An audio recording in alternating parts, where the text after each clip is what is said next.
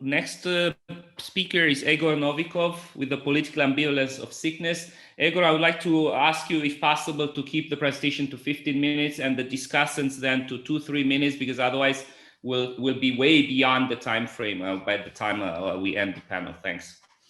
Yeah, sure. I'm also going to try to. Thank you. I'm really happy to present.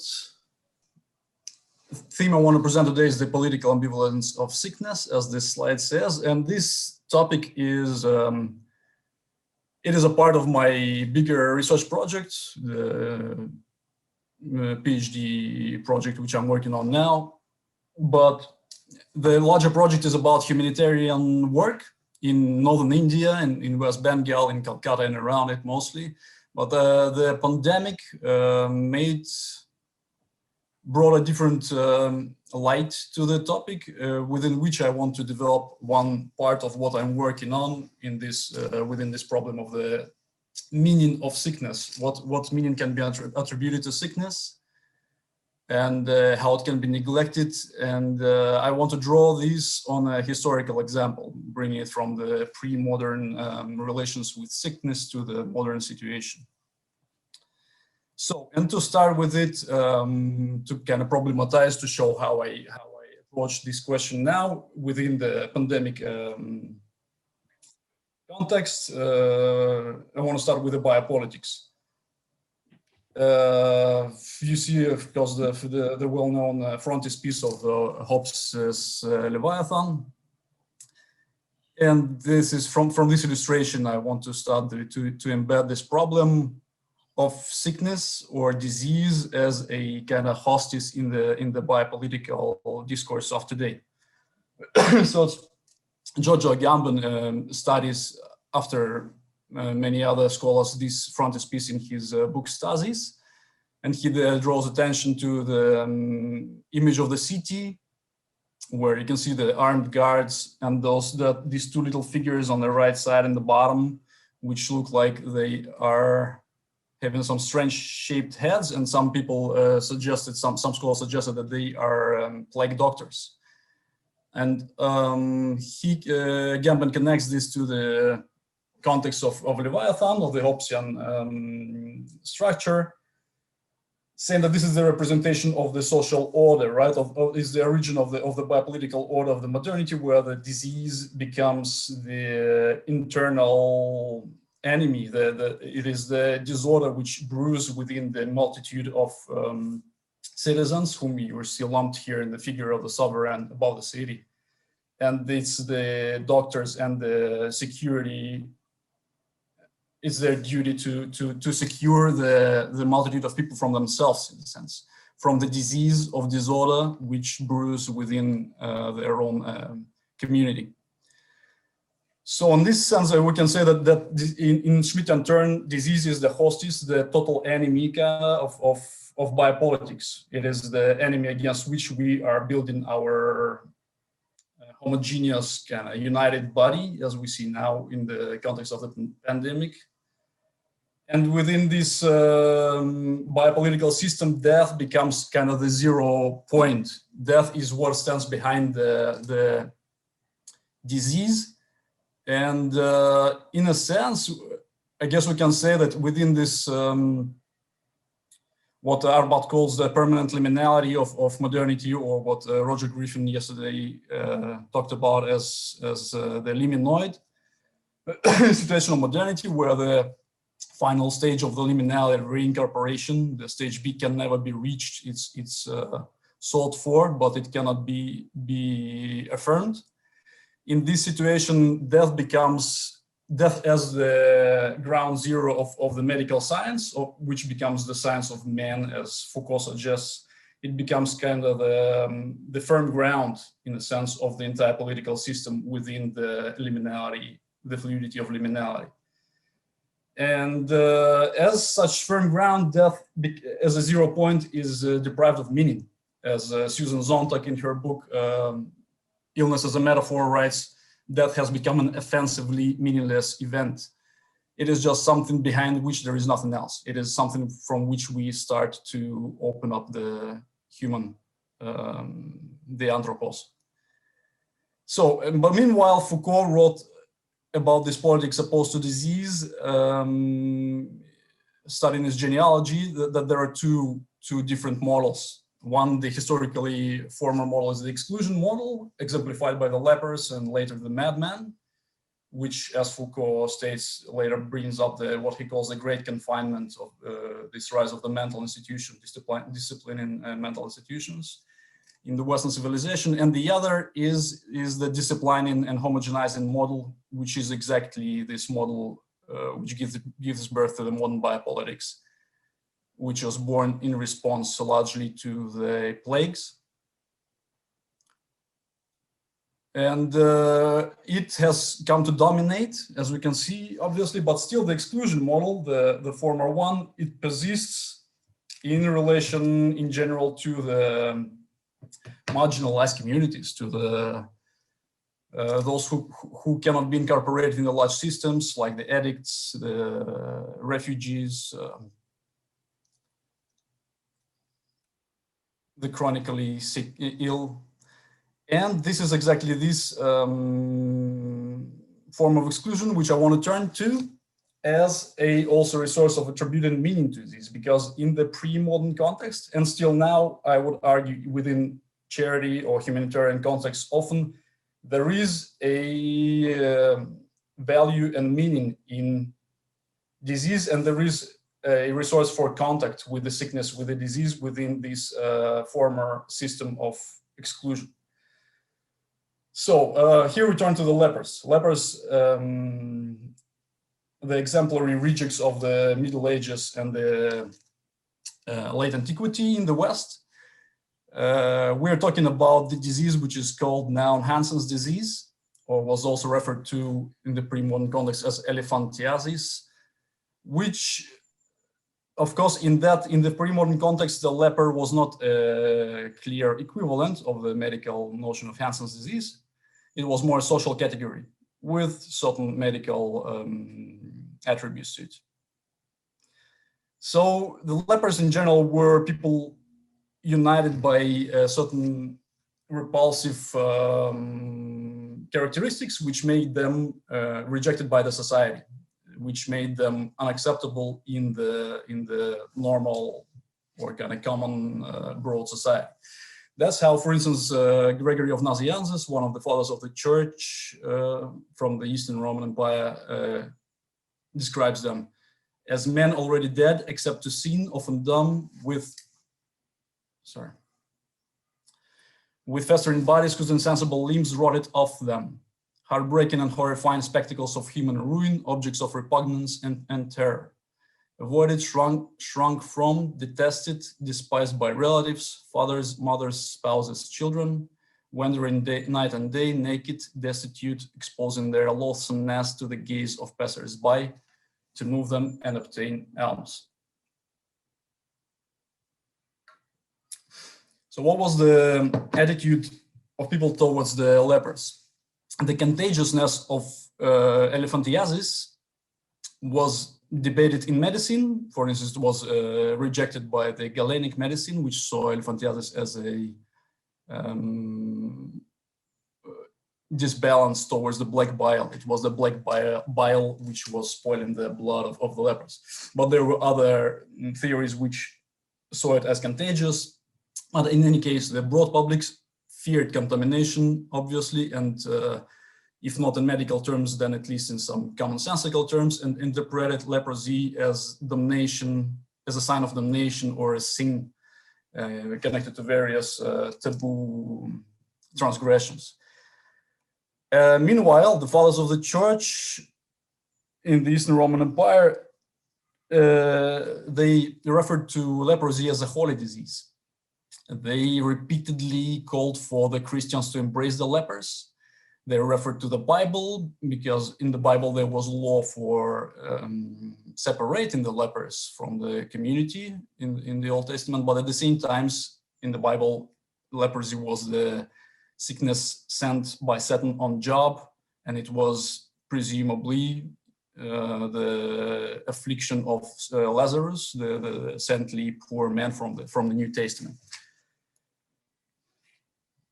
So they appealed to the Christian love, to the agape, or what was translated later in Latin in the West as caritas, which is not a charity as such, but rather a force of love which unites, unites the transcendental and immanent, the divine world and the common world, which is kind of the nature of the living God. And it is the power which unites mankind with God and the divine beings. So within these, lepers should be embraced as also belonging to the world of the divine, as through the caritas, through the love which embraces them as well. So what we see here, that lepers are essentially ambivalent. They are at the same time holy and accursed, which is a typical characteristic of sacredness. This is the well-known paradox in anthropology.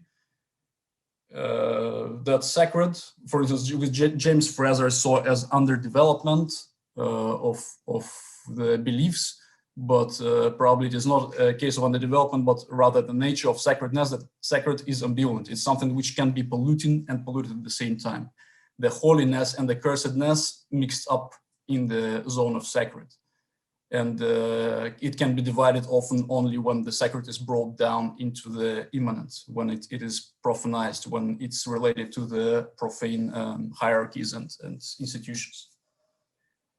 So in this sense, the lepers, they are perfect homines sacri, what it was called in Roman law, and the term which uses Agamben a lot. They are those who are standing outside of the community. They're staying out of the structures. They're out of the order, and exactly for this reason, they're sacred. They belong to death, and as they belong to life. So the thing is that the interaction with the lepers becomes a very common, powerful gesture already in the Eastern Roman Empire.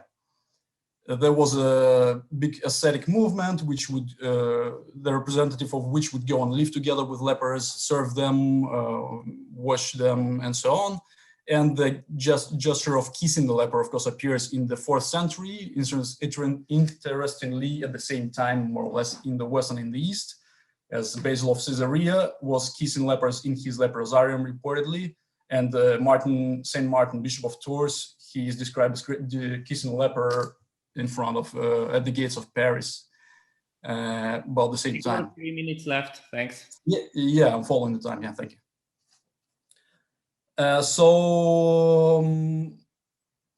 This gesture it develops, it becomes very popular, and by the High Middle Ages, for instance, in the Eastern Roman Empire, serving the lepers, washing them, embracing them becomes maybe even a part of the liturgical obligations of the Holy Roman Empire, of the Roman emperors, of the Byzantine emperors.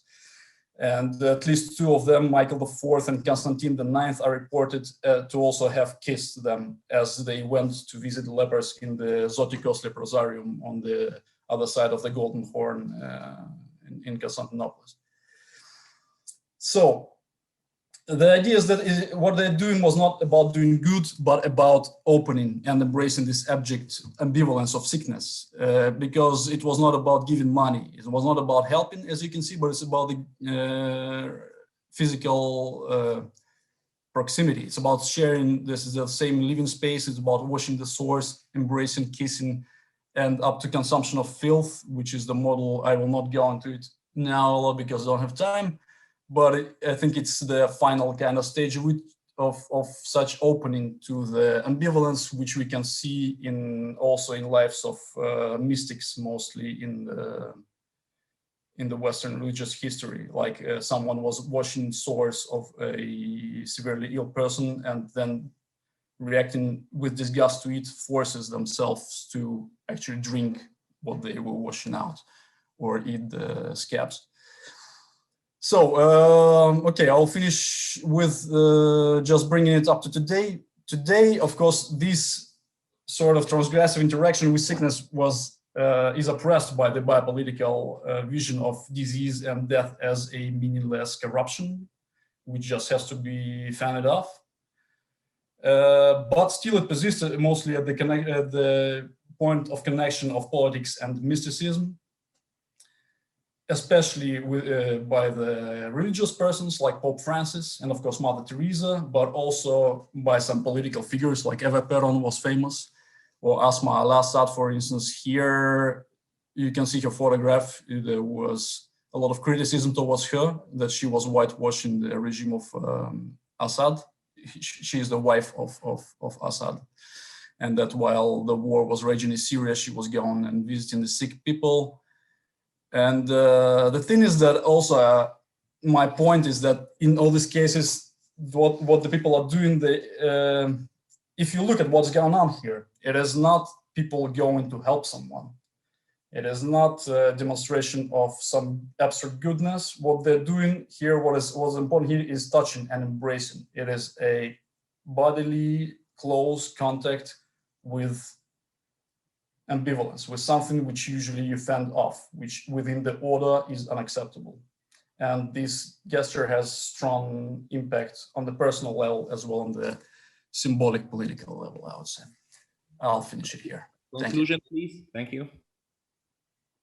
Thank you. We have 3 discussants for the paper. That's why please try to keep it to 2-3 minutes each. We have Paul Stenner, John O'Brien, and Janos Sakolcai. I find this a really very rich and interesting paper. I must say, Igor, I really enjoyed it. And there's so much in there. I barely know where to start. But I think, I suppose one thing I might do is relate it to the theme of parasitism, because we're in this section. And of course, there's something very relevant about parasitism being itself inherently ambivalent. So this idea that, the parasite is both the disruptor of order, but also the provocateur of new forms of order and transformation. So this ambivalence is really very important. And in the same way, I think the parasite is operating between worlds. It's serving to form a connection. Either that can become sort of carcinogenic and it can become enclosed, but it can also open up new dynamics because you're talking about the flows of energy and so on. So just one observation about noise and illness is, there's this famous line from Canguilhem that health is the silence of the organs. And of course, what that means, put in a different framing, would be, disease is noise of the organs. And that would also mean, in a sense, what is a doctor? A doctor is a parasite that feeds on the noise of disease, but hopefully transforms that noise into a different order. So we can see the parasitical cascade in some respect in what you're talking about, and I think that's really very interesting. And that of course, there are so many resonances with other talks yesterday, for example, about the relationship between the modern political and its sort of parasitical indebtedness to a theological, religious tradition that it still contains within it somehow. And I think there's something really interesting about Hobbes as a crucial sort of liminal figure who is sort of, if you look at that front piece that you put up that Agamben discusses, on the one hand you can say, well, this is the Leviathan protecting the city, which is as it ever was, so the people just happen to be outside of it now. Or you can say, here's the transformation that's happened. There used to be this walled city, and we as a population would defend ourselves by means of this wall. Now we're no longer in this city. We've realized that this is an inflexible way of doing things, that this is an old style of doing things, and that now we've all moved and we're all part of this big body, but we're all facing inwards. We can't see. We give our eyes to the sovereign, but we're now movable, we're flexible, we're violent, but we're violent in a way that we can move. So biopolitics is this violent giant that replaces the enclosure of the walled cities, not something that protects those enclosures. And I think that that's really interesting. And I've always been struck by, why did Hobbes choose the word Leviathan? He knew his theology. He knew that this was from the book of Job. And he knew that in the book of Job, Leviathan is a monster, a devil figure, a demonic figure, not something that we should be identifying with. All of a sudden, we're identifying with this giant monster figure who previously we were encouraged to fear. And part of what Hobbes does is he closes off the relationship to the other world. In other words, he closes off the health of that sort of dynamic between, if you like, the political and the theological. And specifically, he closes it off around fear of death. So for Hobbes, the motor is fear of death and fear of illness. So no longer is death something that symbolizes, if you like, a movement beyond a given individual bios, a given individual life, a bios in the Agamben sense of, you know, a biography. There's no connection anymore between bios and Zoe. Zoe being, if you like, if bios is a bead, Zoe is the string along which lots of beads are strung. And there's a continuity of bioses that is made by virtue of Zoe. Now, I think Agamben balls up that distinction. He ruins that distinction between Zoe and bios, because he loses that sense of the possibility of a continuity of bios and Zoe. And I think Karl Karenyi has a much better use of that in his book on Dionysus, where he, I think, he writing long before Agamben on that. So there's not a question in there, but maybe you can extract something. That's my observation. Very, very rich and interesting. Thank you. Well, yeah, thank you very much. Yeah, I guess we will not go into Agamben analysis as it would be too long. It will take too much time. But in general, yes, I think this observation of yours about the parasite and closeness hint to what I'm talking about is very, very much there. Regarding the Leviathan, I guess one answer to that is exactly written on this frontispiece, that he takes it because of this quote from Job, that there is no thing on earth which is superior to it, and probably that's, but actually this makes a very interesting connection to the use of disease or sickness for change, for transformation. There is another part which I could not speak about today, about how, for instance, a political organization of the mental patients, mental hospitals here in Heidelberg in Germany, they try to use illness as a resource to transform the society, embracing it, saying that by accepting it and being ill, the entire world is ill. And it is the exactly crucial point through which, by entering it, we can go into the possible world, which is not here yet. And by actualizing our sickness instead of suppressing it, we can transform the world and reach another one. And in this sense, as Hobbes writes the quote from Book of Job, there is no thing on earth which is superior to Leviathan, but you can go beyond on the earth to get the force which is superior to him through the sickness in this situation. Oh, thank you. Yeah. Thanks, Igor. Thanks very much for your paper. I really enjoyed reading it. Apart from reading about Angela Foligno as I was eating my breakfast was a bit of a shock. But I guess my question is about your view about the sacralization that did occur during the pandemic. Because you said that the distinction between biopolitics and I guess kind of the kind of spiritual traditions of the past, and that biopolitics kind of erases this kind of sphere of meaning. And you know, we do get kind of some meaning in the pandemic around like you know, the very strong role of behavioral economics, but it's a very kind of like reduced vision of meaning where it's just about kind of shifting norms in certain ways. But just, you know, I have kind of various examples. It kind of seems to me that it has been a period when of kind of an extreme extension of biopolitics, but also like kind of, I guess, kind of spirituality and meaning seems to be everywhere as well. You know, I'm just thinking about kind of the sacralization of healthcare staff, the way that marginal groups have really, and marginal individuals have really kind of like gone forward, like not only the sick, but also kind of, you know, precarious workers who, you know, fed us through the pandemic, checkout workers, you know, migrant workers in the healthcare system who people probably, many people maybe didn't have much contact with or awareness of before.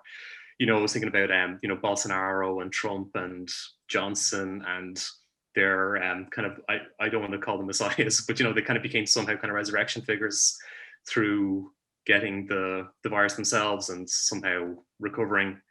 I was thinking about, you know, the repersonalization that happened through the pandemic, especially the early phases, where you have this, you know, kind of sense of us being connected in a way that, you know, was different from the kind of the atomization before the pandemic. I'm thinking about like as well, you know, a lot of the stuff you're talking about, like about these rituals of suffering, but you know, you have like these kind of like, you know, walls of pictures of the dead and this kind of dramatization of suffering that was very central to it. And then, of course, as well, the China virus, the Indian virus, and the idea of like, viruses coming across borders, and the way that, as you referenced with Sontag, how, disease is often used as kind of a metaphor to justify scapegoating in some way. So I thought I'm just kind of interested in your view about how, because, I think at the beginning of the paper, I really liked your paper at the beginning, but it seemed like kind of a split you were setting up between the biopolitics of the present and the spiritual traditions of the past. But I'm just wondering if you kind of see, actually there's many continuities. I know you're doing that with your own work on like Mother Teresa and India, and it's obviously very much there in the present there. But it just struck me that in the pandemic, it has been extremely spiritual and kind of full of lots of like meanings and ways of it becoming kind of metaphorical. And so that's my question. Mm-hmm. Yeah, thank you. That's true. Yeah, of course, there is a lot of different approaches and different kind of views of the things which raised during the pandemic. But what I'm referring to here is, if you look at all these things, the rituals, the dramatization which happens here, disease and death, they still become as this dramatic final point. They are like, it's in the political argument. People are dying, like that's a final argument. Stop, full stop. Or disease is spreading. You cannot argue with that. It's something which is considered to be the final argument, which makes the final point. And if you take Sontag writes amazingly about how the meaning was attributed to different diseases, to cancer and tuberculosis mainly. She addresses as the master illness, as she calls them. And for me, it's surprising that at the end of her book, and not only in the end, in the beginning as well, through the book Time After Time, she denounces these meanings. She explores them in detail in literature everywhere, how people make the experiences meaningful, other people's experiences meaningful, how they make images out of sickness. And then she says that's kind of, all this gotta be thrown away. It's all mythologization and stuff like that. And then my question is like, what we are left with? We are left with only with saying that disease and death is something we should not look at.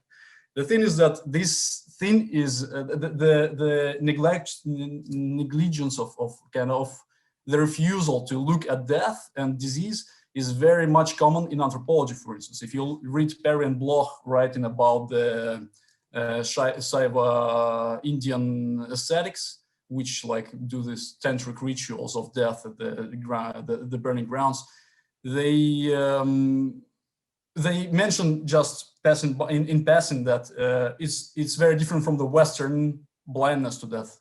This is where you engage with death. This is where you make a meaning out of it. You take Hirschkind writing about the Muslim sermons recorded on the cassette. People, these taxi drivers listening to the sermon on the cassette, they recall about death, and this allows them to make their life ethical. It allows them to build themselves and so on. So it is a very common thing, and it seems to me that our situation pushes us to actually finally approach our inability to address death and disease. It is exactly the time. This is exactly when it's the most needed. And I do not see people going much in the direction. It still seems to be the strongest taboo of the biopolitical discourse. That is the thing you cannot question. As soon as you question or talk about it, you're on the shaky ground. Okay, we move on to the last discussant, János. Thank you. What you actually answered in the last sentences are almost everything I was going to ask you, but and it's amazing to have read this paper, and it said very powerful things to me. The only thing I would like to add that hasn't been answered yet, maybe, is this interesting thing about Agamben that he said, and I also loved. And if some of you have not done so, you can find online on Quadlibet, and he has made a blog where he actually talked around the whole pandemic about what's going on in his impressions about it, and you can Google translate it. But one point he made that you haven't mentioned. You haven't mentioned, Egor, that I think it was quite amazing, that he in Italian, we have a saying that is portatore sano, which means that you are sick. Well, it's the healthy carrier. In English, it would be translated. I'm not sure if in English it's a much used word, but in Italian, portatore sano was the way you would define somebody who has a sickness and is not showing any symptoms of it. And he said that we were calling the person a healthy carrier. So you are healthy. And then suddenly we started talking about asymptomatic. And in Italy, there was a complete not medical crisis, but among citizens crisis of suddenly not understanding what does this mean.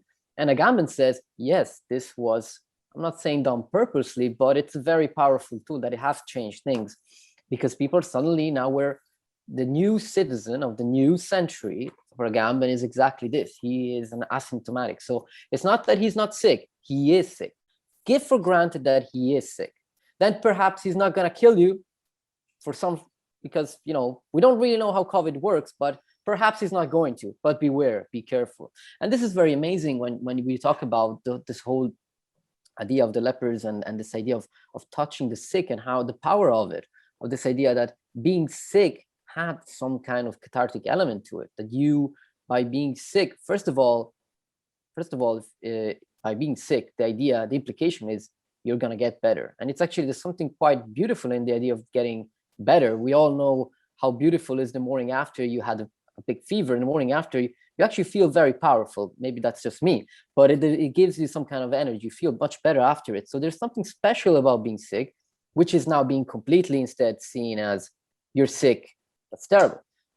And I don't want to get too much into that, but just maybe the big question I wanted to ask you is, well, we're living now in a society where the idea is, I can't touch you. Are you sick? I'm sorry, stay away from me. Oh, your child is so beautiful. I'm seeing a lot of this.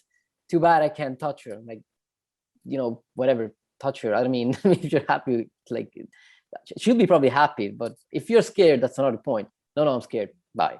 So that's kind of the attitude.